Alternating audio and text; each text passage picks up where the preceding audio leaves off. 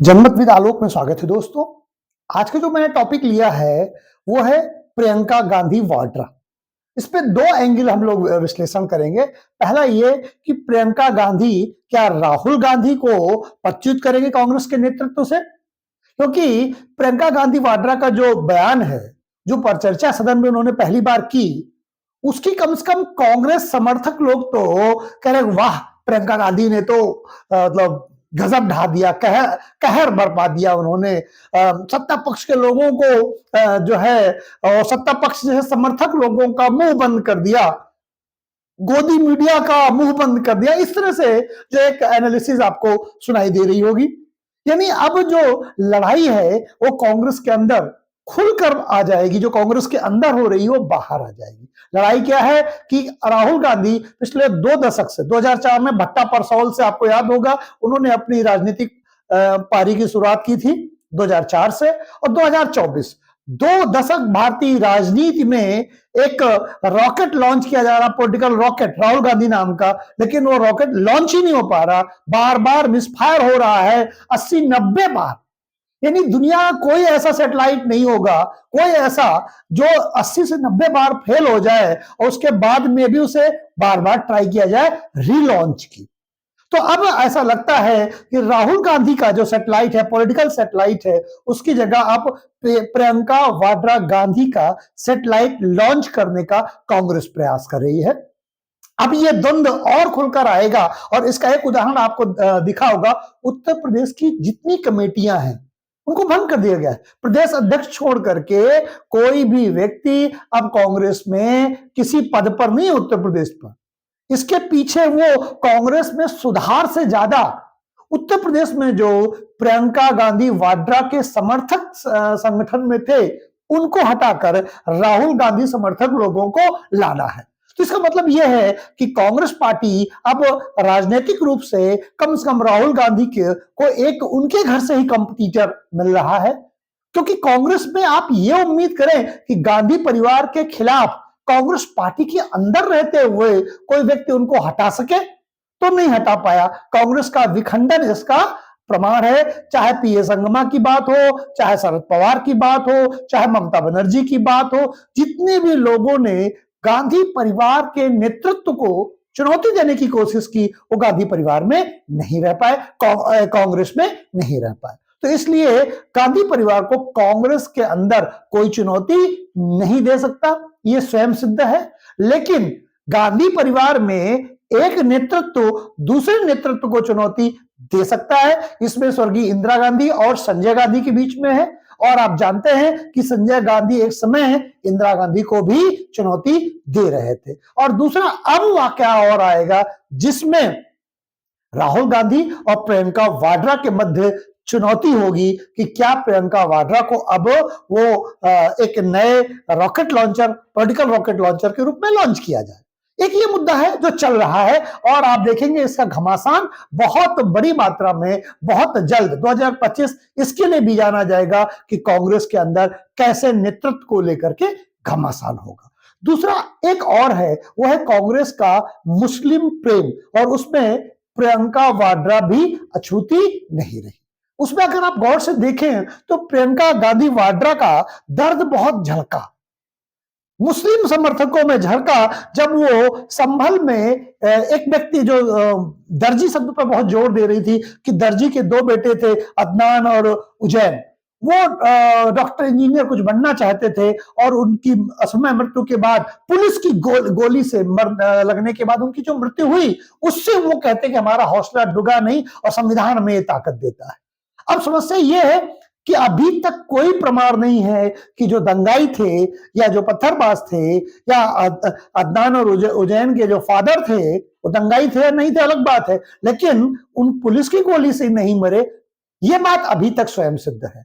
तो ये प्रियंका गांधी झूठ फैला करके भी मुसलमानों का समर्थन प्राप्त करना चाहती है। लेकिन अगर हम गौर से देखें तो एक दर्जी और मरा था राजस्थान में, कांग्रेस की सरकार में, उसके 2 बेटे थे, हैं यश और तरुण। वो दर्जी तो इनजस्टिस नहीं कर रहा था। अगर आप ये कह दें कि बहराइच का राम गोपाल मिश्र मरा, तो आप कह सकते हैं कि नहीं नहीं वो तो उनके घर में घुस गया था, झंडा फहरा दिया था इसलिए उन्माद में गोली मार दी थी। हालांकि झंडा फहराने का अपराध गोली मारना नहीं है। इतना दंड, इतना बड़ा काम उसने नहीं किया था रामगोपाल मिश्र ने कि उसे गोली मार दी जाए। लेकिन ठीक है, आप बच सकते हैं इस बात से, लेकिन क्या इस बात से बचेंगे कि यश और तरुण? उसने तो संविधान के दायरे में रहकर ही काम किया था। एक पोस्ट को रिपोस्ट कर दिया था, उसको लेकर उसने माफी मांग ली थी, थाने में समझौता हो गया था, लेकिन कांग्रेस की सरकार में उसकी जान जिहादियों ने ले ली। उसको उसी की दुकान में उसी की कैंची से घोंप कर मार डाला, सर तन से जुदा कर दिया। और कांग्रेस को जो है कन्हैया लाल का, क्यों? क्योंकि वो हिंदू था। क्यों? क्योंकि वो पिछड़े समाज से आया था, साहू था, तेली था। तो इसलिए प्रियंका वाड्रा को ओबीसी का दर्द, हिंदुओं का दर्द कहां दिखाई देता है? ये समझने वाली बात है कि दर्द सिर्फ और सिर्फ इस देश में मुसलमानों को, हिंदू को तो पत्थर का बना है, ना उसके दिल है, ना उसका पंथ है, ना उसका मजहब है, ना उसका संप्रदाय है। और कुछ लोग तो कहते हैं उसका देश भी नहीं, उसके बाप का देश है। तो फिर पाकिस्तान क्यों बना था? किसके बाप का देश था पाकिस्तान? और फिर बाद में बांग्लादेश बना। वो किसके बाप का देश बनाया गया था पाकिस्तान और बांग्लादेश? कि बांग्लादेश भी पाकिस्तान भी उन्हीं का और हिंदुस्तान भी उन्हीं का। तो हिंदू कहां रहे जाकर के? फिर जब किसी के बाप का देश नहीं था तो बांग्लादेश क्यों बना था, पाकिस्तान क्यों बना था? ये भी तो सोचना होगा ना। इस बात बार बार जब अगर आप बाप और किसके बाप का देश तक जाएंगे तो उससे बात बहुत दूर तक जाएगी। दूसरा, अगर आप देखें, प्रधानमंत्री नरेंद्र मोदी को बार बार कांग्रेस पार्टी और उसके नेता हिटलर कहते हैं। अब प्रधानमंत्री नरेंद्र मोदी को जब हिटलर कहते हैं तो मैं जवाहरलाल नेहरू का एक प्रसंग आपको बताना चाहता हूं। के.एम. मुंशी ने एक बार उन्हें हिटलर कह दिया था। एक लेखक थे, मैं नाम भूल रहा हूं, शायद दूसरे व्यक्ति थे। उन्होंने जब जवाहरलाल नेहरू का हिटलर कहा तो उन्हें जेल भेज दिया गया था। ये थी संविधान के प्रति कांग्रेस के डीएनए में वो प्यार, वो सम्मान। फिर इंदिरा गांधी का याद है आपातकाल, फिर राजीव गांधी का साहबानो प्रकरण, फिर मनमोहन सिंह का, पीवी नरसिम्हा राव का वो जो वर्शिप एक्ट है, और वक्फ कानून है। वक्फ कानून में कोई भी वक्फ बोर्ड किसी भी जमीन को कह देता है कि वो हमारा है। कभी वो स्कूल की जमीन को कह देता है, कभी 1500 साल पुराने मंदिर को कह देता है कि वो उन्हीं का है, कभी लाल किले को कह देता है उन्हीं का है। तो कांग्रेस ने जितना ज्यादा संविधान से प्रेम किया उतना ज्यादा मुसलमानों को अधिकार ज्यादा प्रदान किया। कांग्रेस का जब मुस्लिम प्रेम, माफ कीजिएगा, कांग्रेस का जब संविधान प्रेम जगता है तो मुस्लिम प्रेम और मुस्लिम तुष्टीकरण के लिए जगता है। ये बात ठीक नहीं है। हिंदुओं को इस देश में द्वयम दर्जे का नागरिक बना दिया गया। उसके पास सिविल लॉ मुसलमानों से कमजोर है। हिंदुओं को हिंदू कोड बिल में बांध करके हजारों साल हमारी प्राचीन परंपराओं को नष्ट कर दिया गया, उनको लीगलाइज कर दिया, हमारी बहुत सी परंपराओं को खत्म कर दिया। लेकिन मुस्लिमों का सिविल लॉ लागू है। अगर मुस्लिमों का सिविल लॉ लागू है तो क्रिमिनल लॉ क्यों लागू नहीं है? फिर राम चोरी करे, आलोक चोरी करे तो उसको जेल हो, रहीम चोरी करे तो उसके हाथ कटे, तब तो बराबर है कि भाई मुसलमानों को मुस्लिम लॉ पूरा लागू है।